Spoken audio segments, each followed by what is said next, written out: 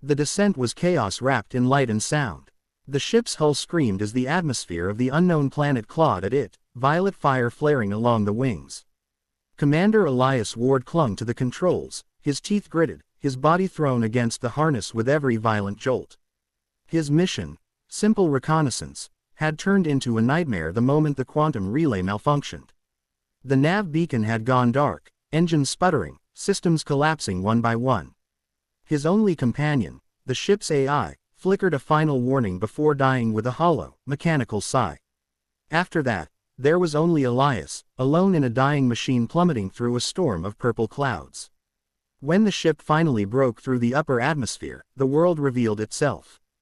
Beneath him stretched an ocean of light, forests glowing with soft blue veins, mountains pulsing with pink luminescence, rivers like ribbons of molten gold. It would have been beautiful if he hadn't been seconds away from death. He pulled the emergency lever, bracing himself as the craft's thrusters coughed one last breath of fire. The nose dipped. A wall of light rushed up to meet him.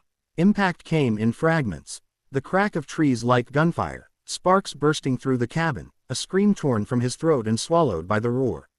Then silence. He woke to a world humming softly. The smell of scorched metal and alien flora filled the air. His vision swam, the edges tinted red from the cracked visor display. His suit registered breathable air, though heavier than Earth's.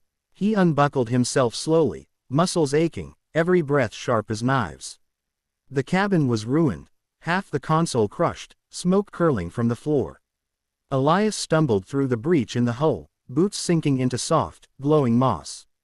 The forest stretched endlessly, massive trees rising into darkness, their trunks transparent like glass, sap shining through them like trapped starlight. The leaves shimmered in the faint wind, whispering in tones that almost resembled voices. He turned, scanning the wreckage. His ship lay in pieces, firelight reflecting off metallic shards scattered like bones. Great, he muttered to himself, touching the communicator on his wrist. Distress signal. Activate. The beacon flared to life, a pulse of blue that vanished into the sky. All he could do now was wait. The air vibrated faintly, a hum, rhythmic and melodic, threading through the forest. At first, Elias thought it was the wind. But then it grew clearer, like a chorus, layered with harmony too deliberate to be natural. His instincts sharpened. He reached for the emergency flare gun on his belt. Movement flickered between the trees. Shadows glided with inhuman grace, tall and silent. Elias froze, heart hammering. The figures emerged slowly, 5, no, 6 of them. They were humanoid, taller than any human, their bodies wrapped in silvery armor that seemed to grow directly from their skin. Their faces were striking, sharp angles softened by luminous eyes that caught every shimmer of light. They surrounded him, not with aggression but with curiosity. The leader, a woman with gold hair braided tight against her head and a faint glow tracing her cheekbones, stepped forward. Her gaze held intelligence, wariness, and wonder all at once. Her voice was low, melodic. "Kothel?" she asked, her accent thick, words shaped strangely. Elias blinked, trying the translator implant. "I don't understand. I'm not Kothel. I'm human. My ship crashed." A few of the others murmured to each other, the word human rippling through the group like a rumor. One of them reached out, fingertips brushing the sleeve of his flight suit. She recoiled slightly, as though expecting heat. Another circled him, her eyes scanning every inch of his body. "He has no crest," one said in disbelief. "No crest, no armor," another added. "And yet he breathes our air." The leader stepped closer, her height nearly a head above his own. She studied his face, his short hair, the scruff of his jaw, the pulse at his throat. Then, with slow, deliberate motion, she placed her hand against his chest. Her palm lingered over his heart, and her eyes widened when she felt it beating. "The spark," she whispered. "He carries it within." Elias took a step back. "I don't know what you think I am, but I'm just a pilot. I didn't come here to." She raised a hand, silencing him. The others lowered their weapons, sleek, crystalline spears that gleamed faintly in the forest light. Then, to his astonishment, they knelt. All of them. The leader bowed her head low, her voice reverent. "The sky has returned its sun." Elias swallowed hard, his throat dry. "What are you doing? Please, stand up." I'm not. But they weren't listening. The moment had taken on a ritualistic rhythm. The forest itself seemed to quiet, as though listening. The women began to hum. A slow, rising tone that resonated through the air and into his bones. It was beautiful and terrifying all at once. He looked up. Through a break in the canopy, a pale moon floated above, its surface carved with patterns that looked almost artificial. For a brief moment, he wondered if his arrival had been foretold. The thought chilled him. The leader rose again, her expression calm but unreadable. You have fallen from the heavens, stranger. The prophecy speaks of such a one. The last of the Skyborn. He tried to steady his voice. No prophecy. Just an accident. I need to find a way to signal my people. She tilted her head slightly. Your people are not here. You are alone. And by the ancient right, the Skyborn belong to the matriarchs of Kale. Belong, he repeated, unease coiling in his stomach. She didn't answer. Instead, she gestured, and two of the women stepped forward, lifting a platform made of woven vines and crystal. Before Elias could protest, they guided him gently but firmly onto it. The surface felt warm beneath him, pulsing faintly, as though alive. I can walk, he insisted. The leader only smiled. It is not for you to walk. You are to be carried. The first gift must not touch the ground of her world until she welcomes him. Her words made no sense to him, but the tone was absolute. As the group began moving through the forest, the others following in reverent silence, Elias caught sight of lights ahead, soft, golden, flickering between the trees. A city, or something like it, glowing in the distance. He exhaled slowly, mind racing. He had survived the crash, yes, but survival now meant something very different. The forest, the voices, the eyes fixed on him with awe, he was no longer an explorer. He was something else in their eyes.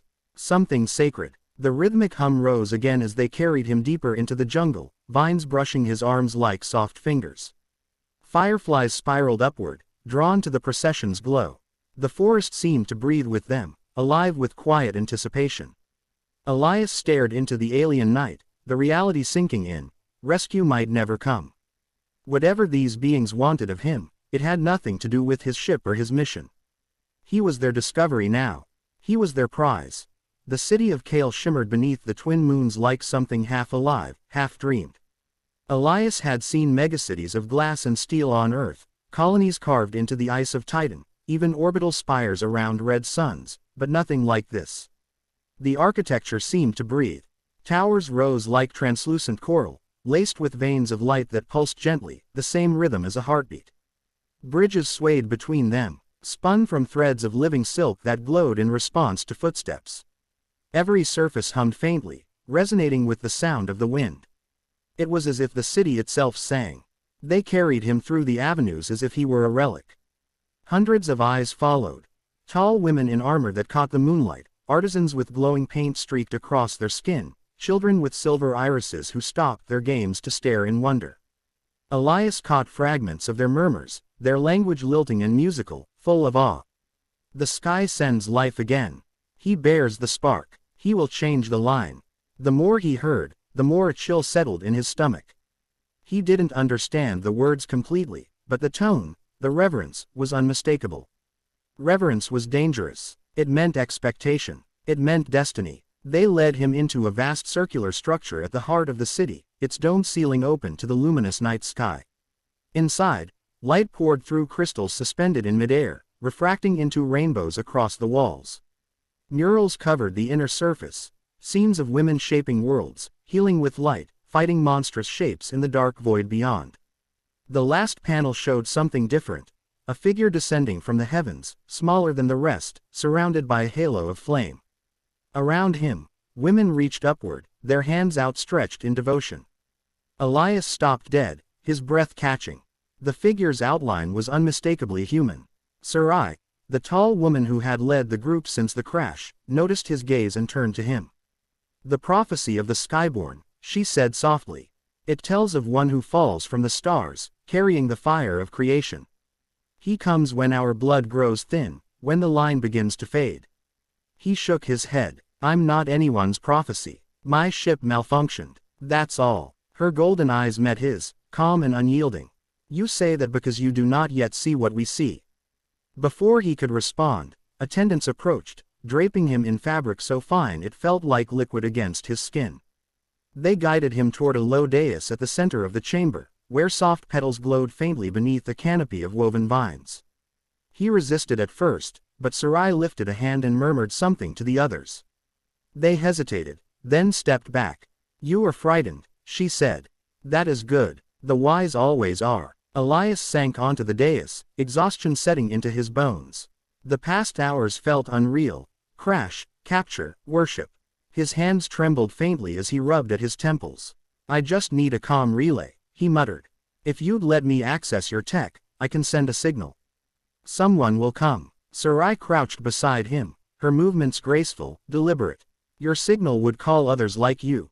More men. Yes, humans. My crew." A flicker of something passed across her face. Pain. Hope. "There are none here," she said. "Not anymore." Elias frowned. "Not anymore." She stood, her gaze turning distant. "Once, long before the memory of my line, there were two kinds, female and male. We were born together, but war and pride took the men from us. They sought to rule the sky, and the sky consumed them. We learned to create without them, to grow life from our own flesh. But what was made in the absence of balance grows brittle with time. Our children weaken. The spark dims." Her eyes returned to him. "You are what we lost." He wanted to argue, to tell her that he was no savior, that genetics and faith had nothing in common, but something in her tone stilled him. These women had built an entire civilization from the ashes of their history. They didn't need saving, but perhaps they needed remembering. Outside, the night deepened. Bells of pure light began to chime across the city, and a low hum rose from the streets below, thousands of voices blending in a song that vibrated through the floor beneath his feet. The air shimmered. Sarai extended her hand. "Come." The matriarchs wait to see the skyborn. He followed her through a corridor of crystalline arches until they reached a balcony overlooking the city. A half-circle of elder women stood there, cloaked in robes woven with living light. Their faces were ageless, eyes reflecting starlight. When they saw him, they bowed their heads, and one stepped forward. "So it is true," she said, her voice like a whisper of thunder. "The stars remember us." Elias forced himself to speak. "I don't know what you think I can do. I just want to go home." The elder regarded him kindly, though her gaze was heavy with sadness. "Your home is gone to us, traveler. But you are here, now. The bond between our worlds must begin again, or it will vanish forever." He felt the weight of the moment pressing down on him, almost physical. The city below shimmered like a sea of light. Thousands of faces turned upward, watching. He could feel their collective breath waiting. Sarai's voice broke the silence. "He does not yet understand our ways, but he is willing to listen." "That is enough." The elders nodded. One raised her staff and struck the ground once. The sound rang out, deep and resonant. "Then let it be known," she declared, "that the Skyborn has returned to Kale. He shall be honored as the living bridge between what was and what must be." The crowd below erupted in a chant, voices rolling through the air like waves. Elias's heart pounded. The weight of their worship frightened him. He was no god, no myth. Just a lost man, the last survivor of a broken machine. Yet in their eyes, he had become something sacred. Later, as the celebrations began, he found himself alone in a quiet garden high above the city. Vines glowed faintly along the walls, and small creatures darted between blossoms that gave off light instead of scent. Sarai found him there, her expression softer now. "You spoke the truth earlier," she said, sitting beside him. "You are not a god. But perhaps that is what we need. Not faith. Truth." Elias looked out at the city's glow. "Truth is simple. I don't belong here." "Perhaps not," she said. "But you fell here for a reason. The universe wastes nothing." He didn't answer. He just watched the moons drifting over the alien skyline, their reflections rippling in the glassy lakes below. The thought of rescue felt distant now, fading into the hum of this strange new world. Sarai rose, her silhouette framed by the silver light. "Rest tonight, Elias Ward of the Sky. Tomorrow, the world will know you not as a stranger, but as the first man reborn." When she left, the garden fell silent except for the murmur of the wind through the glowing leaves. Elias leaned back against the wall and exhaled, the enormity of his situation settling over him. He was their myth now, their miracle, their memory of what had been lost. And though every instinct in him screamed to run, some part of him, quiet, uncertain, wondered what would happen if he stayed. Far below, the city of Kale sang on, its pulse matching the slow, steady rhythm of his heart.